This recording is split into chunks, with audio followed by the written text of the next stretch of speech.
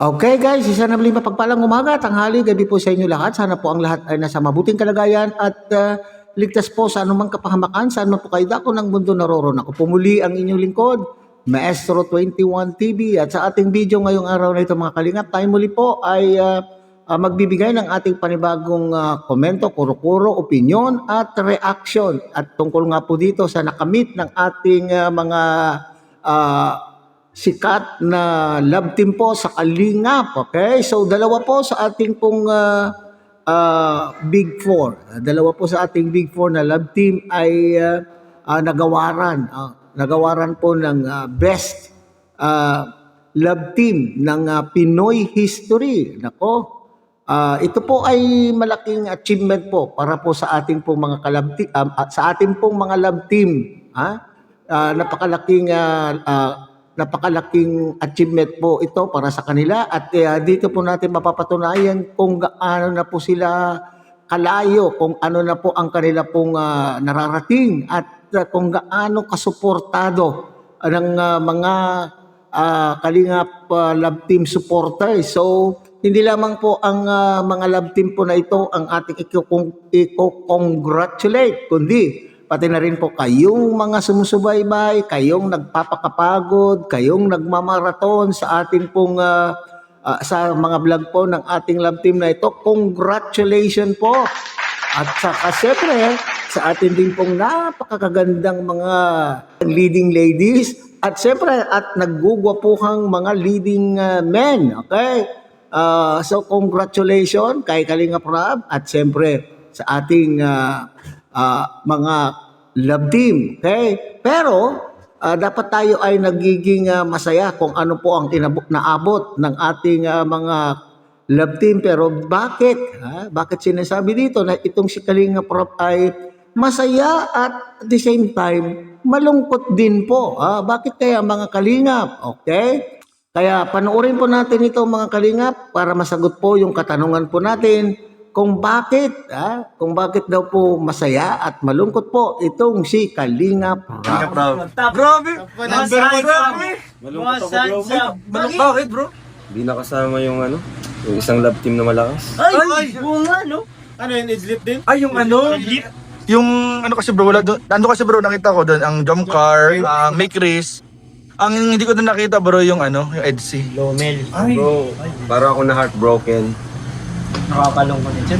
Isa pa naman yun sa Bakit nga talagang... kaya ang hindi nakasama Oo yun? nga, bro. Ay. So, yun na lang muna ang ano, mahirap Naisip ko mahirap. kasi nahirapan talaga ako, bro. Di ko matanggap wala yung ng EDC. Grabe pa naman magpakilig yung dalawang yun. Ang ano, Sana sa sunod, maisama na. nakasama na yun. Thank you. Okay, so mga Kalingap, talagang naman po yan pala yung dahilan po mga Kalingap kung bakit sinasabing masaya. Okay, so masaya si Kalingap Rab dahil po sa nakamit ng kanya pong dalawa sa mga Big Four nating mga love team. Pero at the same time, malungkot din daw po. Kinalulungkot po niya na bakit yung pong isa pa po sa pangmalakasan. Okay?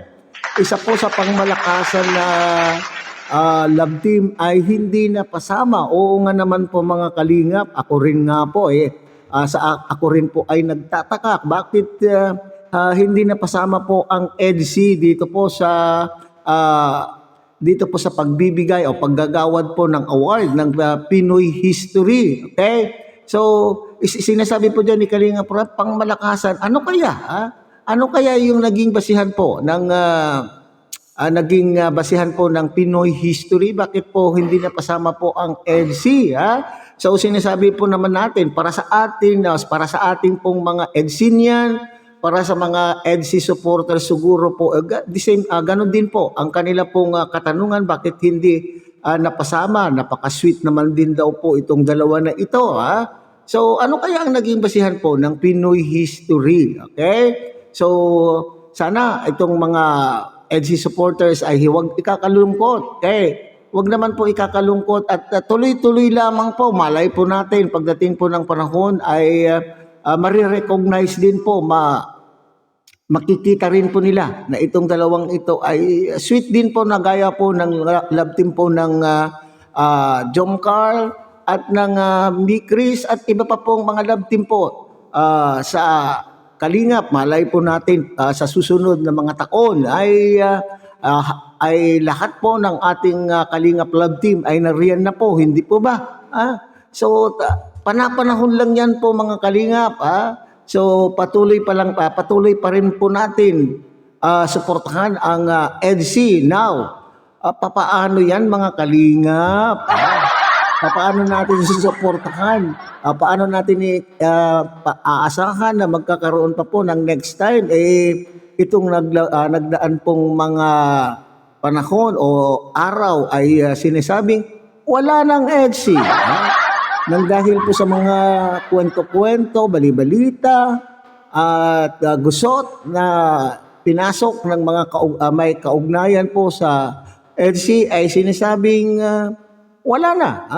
Okay. So malalaman po natin yan mga Kalingap doon sa magiging premiere po ni Kalingap Rob, doon sa birthday po ni Kalingap Edu, kung ginugood time lang po tayo o hindi. Okay? Okay, so mga Kalingap, dito naman po sa kaso po ng Mick Chris. Okay? So nakita po natin na nung una ay kasama po, number 12 po ang tandem po ng Mick Chris, si Mikoy at ni Krista. Pero bandang huli mga Kalingap ay nalaglag.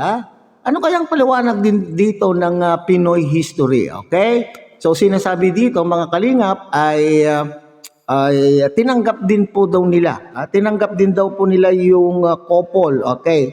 Yung nomination po ng Mick Chris ay tinanggap din daw po nila base sa malakas na suporta ng mga supporters. Pero habang pinafinalize po nila sa pagboboto, ay napasama rin po sa pagboboto itong Mick Chris. Kaso nga lamang doon sa bandang huli ay doon daw po nila nalaman o na-discover na mayroon silang nakaligtaan na rule ng kanila pong organization na hindi pula eligible ang Mick Chris dahil mayroon palang eligibility doon, may age eligibility. Okay? Kasi po mga Kalingap ay napag-alaman po nila na isa po sa couple, isa po sa tandem ay minor de edad. Okay? So yan po yung naging dahilan po nila. Kaya ang nangyari, sila po ay nalaglag siguro. Yung sumunod ay yun po yung naging number 12. Okay? So understandable naman po yan understandable naman po yung dahilan po na yan mga Kalingap dahil alam po naman natin na itong si Krista mga Kalingap ay minor de edad kaya nga po 50-50 pa po o hindi pa po tayo sigurado kung makakasama po dyan sa trip po ng Hong Kong dahil po sa kanya pong edad. Nevertheless mga Kalingap napag-alaman po natin na kung halimbawa man ay hindi minor de edad ay nandyan pa rin Pinoy history considered the tandem Mick Chris as number 12 na bilang number 12. Dangan nga lamang mga Kalingap ay yung may age requirement ang kanilang organization kaya po ito po ay hindi ibinigay po kay sa tandem na ito. So sana intindihin po natin yan. Ito po ay para po doon sa mga nagtataka na nung una ay talaga naman pong nakita po natin na number 12 na po itong dalawa. Pero bigla na lamang pong iba na po, Javier na po yung number 12. So ito po siguro yung sumunod sa ranking po nila ng Mick Chris. Okay?